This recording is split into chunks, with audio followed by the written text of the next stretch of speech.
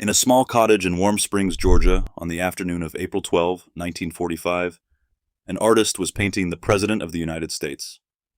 Sitting nearby was a woman named Lucy Mercer Rutherfurd. Franklin Roosevelt's wife was 700 miles away and would not learn who had been in that room until nearly midnight. 27 years earlier, Eleanor had unpacked her husband's luggage and found Lucy's letters. He promised never to see her again. He broke it within 15 years, with help from his own daughter. And the wife whom everyone pitied would end up deciding which letters survived. Elizabeth Shumatoff was working in watercolor that day, and she never finished. When Roosevelt collapsed, she gathered her paints and the unfinished portrait, and she and Lucy were gone from the property within the hour. That detail is not incidental. It was the last operation in a concealment that had run for decades, and it worked. 2 women drove out of Warm Springs while the wire services were still being told that the president had suffered a cerebral hemorrhage, and no reporter in America connected the name Rutherfurd to Roosevelt for another 21 years. Eleanor flew down from Washington that night. She arrived to a house full of staff and relatives, and she asked how he had died. Somebody told her about the portrait sitting, and about the guest who had come over from South Carolina a few days earlier. She showed nothing. She went into the room where his body lay and closed the door behind her, and when she came out, she kept asking questions. That is how she learned that Lucy had been a repeat visitor to the second floor of the White House, and that her eldest daughter had arranged it. Now, hold that against what the country was told about this marriage. Franklin and Eleanor Roosevelt are remembered as the most effective partnership in American political history. The wheelchair and the woman standing beside it. 12 years, 4 elections, a depression, and a world war. The partnership part is true. It is the marriage part that has been sold to you at a steep discount.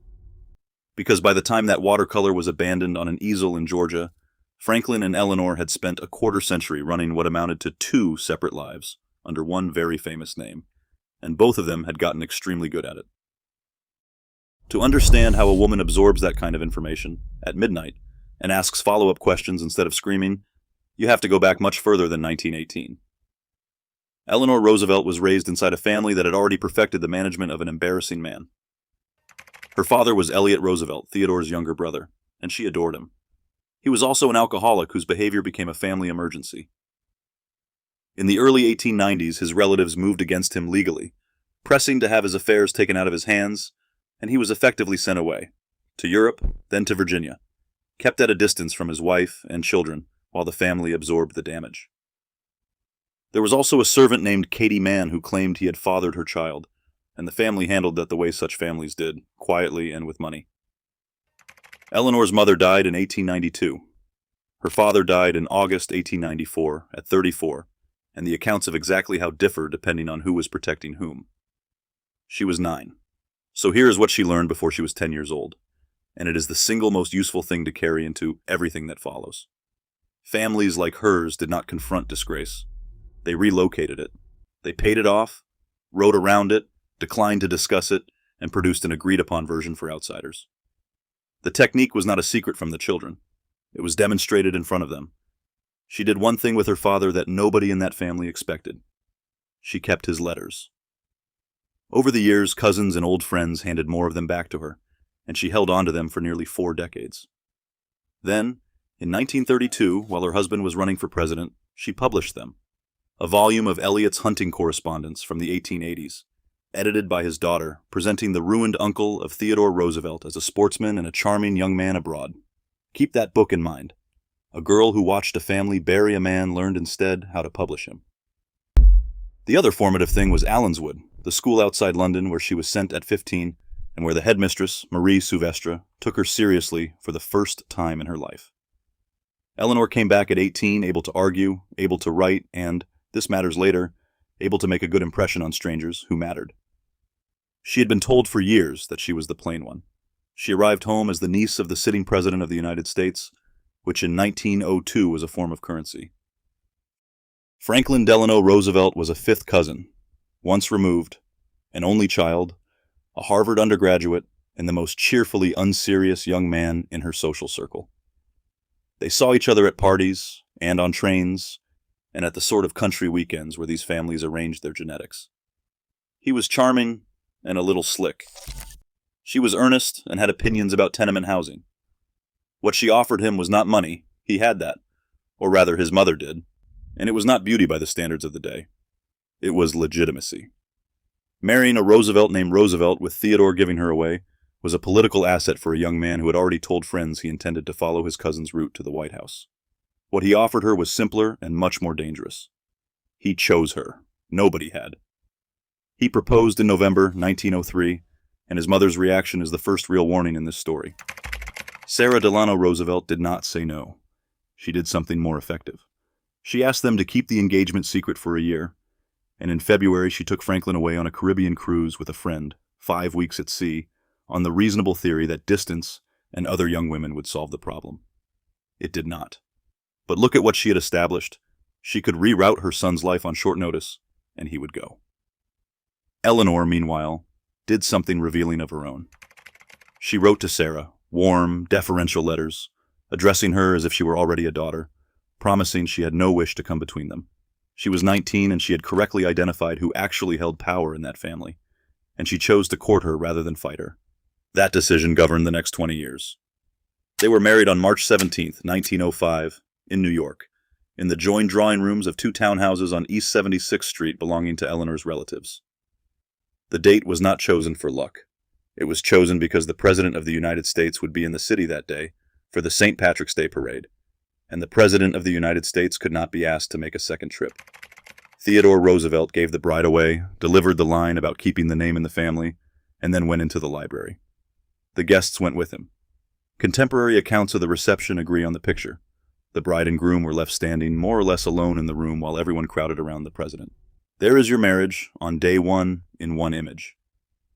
A wedding scheduled around a parade, held in a house belonging to somebody else, at which the couple were the second most interesting thing present. Nobody in that room did anything cruel. That is the point. The Roosevelts of this generation did not need cruelty to sideline a young woman. They simply had a great deal of business to conduct, and she was the occasion for it rather than the subject. The bride was 20. Her mother-in-law would live for another 36 years. The honeymoon was postponed until summer because Franklin was still in law school. And when they finally went to Europe for 3 months, Eleanor spent part of it discovering things about herself she had not planned on. In one hotel, she was asked to sign the register and found herself unable to work out how to write her new name. She was seasick. She was frightened of heights and went up a mountain anyway because he wanted to. She was also, by her own account years later, quietly appalled at how much of her life had just been handed to other people to manage. Then they came home, and Sarah made it literal. In 1908, Sarah Delano Roosevelt built her son and daughter-in-law a house. 2 houses, technically, numbers 47 and 49 East 65th Street in Manhattan, one for herself and one for the young couple, sharing a wall, sharing an entrance, with connecting doors on several floors. She commissioned the architect. She chose the furniture. She paid for it. The rooms were arranged so that she could walk from her drawing room into theirs without going outside. Eleanor wrote about what happened next in her own memoir, decades later, and it remains one of the few moments where she let the public see the seam. She sat down at her dressing table and cried. And when Franklin came in, she told him the house was not hers, that she had not helped plan a single thing in it, and that nothing in it was her own. His response, as she recorded it, was that she was being unreasonable and would get over it. She did not describe a fight. She described being talked out of an objection. That was the system she had married into, and it did not operate through shouting. It operated through payment. Sarah covered the shortfalls. Sarah owned Springwood at Hyde Park, where the family spent long stretches, and Campobello, the island retreat in New Brunswick, where Eleanor took the children every summer. Sarah selected the nurses. Sarah's diaries record the household's movements in the first-person plural, as if the young couple were an extension of her calendar. 6 children arrived between 1906 and 1916. The first Franklin Jr. died at 7 months in 1909, and Eleanor later admitted she had almost no confidence with any of them. Her son James wrote, much later, that his grandmother once told the children outright that their mother had only borne them, and that she, Sarah, was the real mother in the house. That line comes from a family memoir written in adulthood, so treat it as recollection rather than transcript. The behavior around it is not in dispute. Sarah held the money, the houses, and the nurses, and in that arrangement a mother-in-law does not need to make speeches. Franklin, meanwhile, was doing exactly what he had told his Harvard friends he would do. State Senate in 1910, Assistant Secretary of the Navy in 1913, at 31, which is the same job Theodore had used as a springboard. The family moved to Washington, and Eleanor, 28, 5 children, a stammer of social anxiety she had never fully lost, was now expected to make calls on the wives of admirals and congressmen and cabinet officers, several hundred of them, in a city that ran on exactly that kind of ritual. So she hired help. In 1913, she took on a social secretary, 3 mornings a week. The young woman was 22, from an old Maryland Catholic family that had lost its money, tall and by every contemporary description strikingly beautiful, and possessed of manners so unimpeachable that she was also useful as the extra woman when a dinner needed balancing. Her name was Lucy Page Mercer. Nothing about that hire was careless. It was the correct hire. Eleanor brought into her household a woman who could do the one thing Eleanor found hardest, and who was poor enough to need the work and well-bred enough to belong at the table. Lucy was at those dinners for years. She was in the house. The children knew her. Then the Summers started doing their work. Eleanor took the children north to Campobello for weeks at a stretch. Franklin stayed in Washington, and in 1917 the country went to war, which gave a young naval official an unlimited supply of reasons to remain in the capital. He took parties out on the department's yacht, the Sylph, down the Potomac. Historians who have gone through the letters, Joseph Persico and Hazel Rowley among them, place the beginning of the affair around 1916, while Eleanor and the children were away. Here's the part that is difficult to read charitably. He wrote to his wife about those outings, and he listed the guests, and Lucy's name is in the letters. Either he was so confident of his own charm that he considered this cover, or he wanted her to know. Neither reading flatters him. Washington noticed. The person who noticed most enthusiastically was Alice Roosevelt Longworth, Theodore's daughter, Eleanor's first cousin, and the most efficient distributor of information in the city. Alice invited Franklin and Lucy to dinner together, more than once, and decades later she summed up her position in a sentence that tells you everything about how that family regarded Eleanor. He deserved a good time. He was married to Eleanor. There is also a story, first published in 1966 by the columnist Drew Pearson, that Eleanor discovered everything by spotting the two of them in a parked car in Virginia. It's a memorable image, and it is thin evidence, from a journalist repeating capital gossip half a century after the fact. Set it aside. What is not thin is what happened in June 1917. Lucy left Eleanor's employ.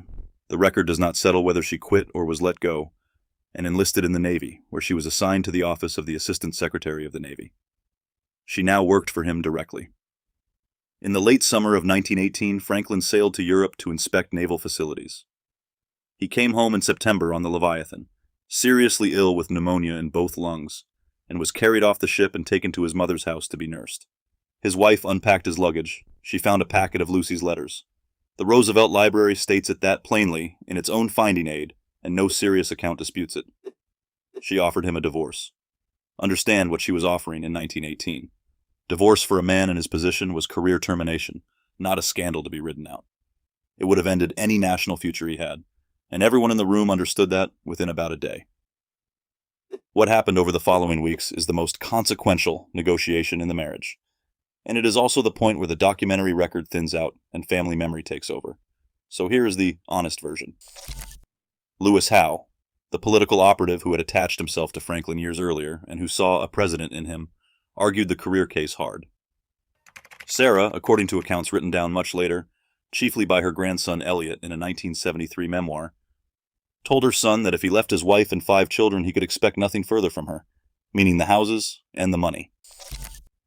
Elliot Roosevelt was 6 years old in 1918 and had a book to sell in 1973, so that specific threat should be labeled what it is: credible, consistent with everything Sarah ever did, and secondhand. There is also the Catholic question, the theory that Lucy would not marry a divorced man. Blanche Weisencook doubts it mattered. Persico notes that Lucy's own mother had divorced and remarried. It has become the polite explanation, and it is probably the weakest one. The strong explanation is duller and worse. Divorce meant Franklin losing the career and the inheritance simultaneously, and Eleanor leaving with 5 children into a world where every house they lived in belonged to her mother-in-law. She had a modest income of her own from her mother's family. She did not have a life. They stayed. The terms, as they come down to us, were that the marriage would continue as an institution, and that he would not see Lucy again. Eleanor is supposed to have said afterward that she could forgive, but could not forget. That line surfaces in later recollection rather than in her own hand, which is fitting, because the thing she actually did was leave it out. When she published her first volume of memoirs in 1937, as First Lady with a national readership, the autumn of 1918 does not appear. Not the letters, not the offer, not the negotiation. She was already editing. Lucy married in February 1920, Winthrop Rutherfurd, a wealthy widower more than twice her age with a house full of children. Jonathan Daniels reported that Franklin learned of the wedding by overhearing it at a party. That same year, Franklin ran for vice president and lost, and picked up a 23-year-old secretary from Boston named Marguerite Lee Hand, who would spend the next 21 years of her life in his service. Then, in August 1921, at Campobello, he lost the use of his legs. Polio did something that no negotiation had managed. It made Franklin Roosevelt dependent, and it made Eleanor indispensable. Sarah's instinct was to bring him home to Hyde Park and install him as a country squire with a blanket over his knees. Eleanor and Howe fought her, openly, and won. Eleanor nursed him, learned to manage his care, and then went out and kept his name alive in democratic politics while he could not. For the first time, the household ran on her judgment rather than her mother-in-law's. It is genuinely the best period of the marriage. It is also when he began spending his winters on a rented houseboat in Florida, fishing and drinking and recovering, with Missy Leehand aboard and his wife almost never there. The houseboat was called the LaRuco, bought with a friend in 1924, and Franklin spent months at a time on it in Florida waters. Eleanor went aboard rarely and did not pretend to enjoy it. Missy went every time. She was there for the long, empty afternoons and the leg exercises and the drinking that Eleanor disapproved of, and she called him a name nobody else used. He called her a member of the family. Was that an affair? The record does not say, and the people who have gone furthest into it are careful. Missy's biographer, Catherine Smith, who worked with the family's own boxes of letters and photographs, quotes a Leehand relative saying there is no reason to think so. Nobody has produced a document. What the documents do show is more damaging than sex, and it is the thing you should hold on to. For the next 2 decades, the person who knew what Franklin Roosevelt was thinking at 11 o'clock at night was not his wife. Eleanor did not fight that. She built somewhere else to be. In 1925, on Roosevelt land at Hyde Park, but at a deliberate distance from Sarah's house, a stone cottage went up beside a stream called Valkill. Franklin arranged it. The arrangement mattered more than the architecture. It was Eleanor's, shared with 2 close friends, Nancy Cook and Marion Dickerman. And it was the first residence in her adult life that Sarah Delano Roosevelt did not own, furnish, or supervise. She ran a furniture factory out of it. She bought a girls' school in Manhattan with Dickerman and taught there, literature, American history, current events, for years, including after her husband became governor, commuting between Albany and a classroom. Then Franklin won the presidency and everyone assumed that would end. It did not, and the reason is that she had spent the 20s learning something no first lady had known before her: how to work the press. She held her own press conferences, women reporters only, which forced newspapers to keep women on staff to cover them. She began a syndicated column, My Day, at the end of 1935, and wrote it 6 days a week for the rest of her life. She had a national voice that did not run through her husband's press office. She also had Lorena Hickok, the Associated Press reporter assigned to cover her during the 1932 campaign. Hickok gave up her career because she could no longer pretend to be objective about the subject, and moved into a bedroom on the 2nd floor of the White House, near Eleanor's own. Their letters, thousands of them, are candid enough that historians have spent 40 years arguing over what to call it. Hold that fact for a moment, because it becomes the last twist in this story. Now put the 2 floor plans side by side, because this is the marriage, as it actually operated between 1933 and 1941. Missy Leehand had an apartment in the White House and acted as hostess when Eleanor traveled, which was constantly. Felix Frankfurter is said to have called her the 5th most powerful person in the country. Hickok had a bedroom down the hall from the First Lady. The president and his wife conducted their relationship largely through memoranda, and she learned to hand him briefing papers because getting time on his schedule was easier than getting time at his table. It functioned less like a household than like 2 adjacent administrations sharing a building and a name. And in March 1933, at the first inauguration, Franklin quietly arranged tickets and a car for Lucy Mercer Rutherfurd. Jonathan Daniels reported that in the 60s, and later work confirmed the pattern around it. He wrote to her. He visited Aiken, South Carolina, where the Rutherfords wintered, more than once. When her husband suffered a stroke, Lucy wrote and asked for help, and the President of the United States arranged for a private citizen to be treated at Walter Reed. He praised her daughter in a letter. He kept a photograph, 15 years after the promise, and he had never really stopped. Then the arrangement broke in a way nobody had planned for. On a June afternoon in 1941, Missy LeHand collapsed at a White House party. She was 44. She never worked again. Franklin, who had spent 20 years being the person other people rearranged their lives around, wheeled himself into her room to sit with her and reportedly found it too painful to keep doing. He paid every medical bill. And very quietly, he rewrote his will. The estate income was to be split in half. Half to Eleanor, half to, and this is the language in the document, his friend Marguerite A. LeHand, for her medical care, reverting to his wife on her death. He explained it to his son James in 5 words. He owed her that much. Take that at face value, because it is not a dirty joke, and it is worse than one. Franklin Roosevelt looked at his own estate, and he divided it evenly between the woman he had married and the woman who had actually organized his days for 21 years. Eleanor was not betrayed in that will. She was assessed. Missy died in July 1944, so it never took effect, which means the only people who ever learned what the arithmetic had been were the family, after he was dead. Her death also removed the last person who managed his private life. Within weeks, Lucy Rutherfurd, widowed that same spring when Winthrop died, was back. The man who handled the reintroduction was Franklin himself, and the person he asked to arrange it was his daughter. Anna Roosevelt Boediger was 38 and living in the White House, acting as her father's hostess and gatekeeper, because his health was failing and somebody had to manage the room. She was also the child old enough in 1918 to remember what her mother had absorbed. He asked her to set up a meeting with Lucy without telling Eleanor. She did it, reluctantly, by every account, and then she kept doing it. Lucy came to dinner in the private quarters on the 2nd floor. Anna became her friend. Eleanor was traveling. That is the sentence that should stop you. It was not a secretary or an aide or a scheming outsider who ran the concealment in the last year of Franklin Roosevelt's life. It was the couple's oldest child, in her mother's house, on the theory that her dying father needed the company more than her living mother needed the truth. In April 1945, Anna arranged for Lucy to come over from Aiken to Warm Springs. Lucy brought her friend Elizabeth Shumatoff to paint a portrait. On the 12th, in the early afternoon, the president put a hand to his head and said something about a terrific pain, and by evening he was dead, and Lucy and Shumatoff and the unfinished watercolor were gone before the family arrived. Eleanor got the story at midnight and then went looking for the rest of it. When she had it, the White House dinners, the years of letters, and Anna's role, she said almost nothing. Anna later described the aftermath as a coldness between them that took a long time to thaw. And then Eleanor did something that no one who reads only the myth would predict. She found Shumatoff's unfinished watercolor and had it sent to Lucy Rutherfurd in South Carolina.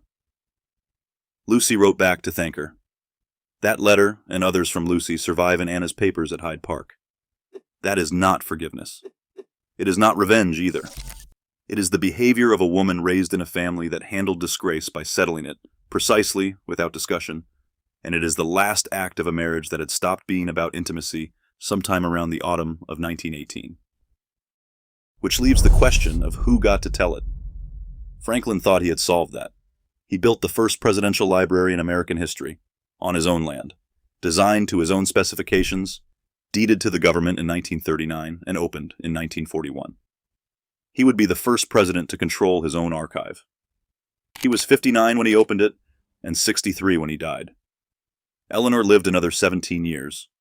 In that time, she went to the United Nations, chaired the drafting of the Universal Declaration of Human Rights, kept writing the column 6 days a week, and gave more interviews than any widow in the country. She published 2 more volumes of memoirs. The affair is not in them. Lucy's name is not in them. Her own version, the one where a young wife's illusions ended and an adult partnership took their place, described in language so tactful it explains nothing, is the version that stood for 20 years. Because she was the only person still talking, and she was, by then, the most admired woman alive. Lucy Mercer Rutherfurd died in 1948 at 57. Her letters from Franklin do not survive. Nobody has ever produced them. The story broke in 1966, 4 years after Eleanor's death, when Jonathan Daniels, a former Roosevelt press aide, put it in a book, and the family's reaction tells you how well the silence had held. Franklin Jr. said he had never heard of any affair. Lucy's own daughter called it a surprise. Arthur Schlesinger's public verdict was that if Lucy had helped Roosevelt carry the war, the country owed her thanks. And then, in May 1978, a researcher at the Roosevelt Library opened 18 boxes that Lorena Hickok had deposited in 1958, with an instruction that they stay sealed for 10 years after her death. Inside were thousands of letters, including well over 2,000 from Eleanor, written with a frankness she never once permitted herself in print. She controlled every archive but that one. The woman who spent her life deciding what the public would be allowed to read about her marriage was finally exposed by a friend who understood, better than she did, what a preserved letter is worth. Look at the unfinished watercolor again. It has been sold to America as a small, sad romance at the end of a great man's life. It is really the last object in a 27-year argument about who owned the truth of this marriage. And the person who mailed it south was the same woman who had once gathered up her ruined father's letters and published them as the story of a sportsman. She had learned at 9 years old how a family edits a man. She spent the rest of her life doing it better than they ever had.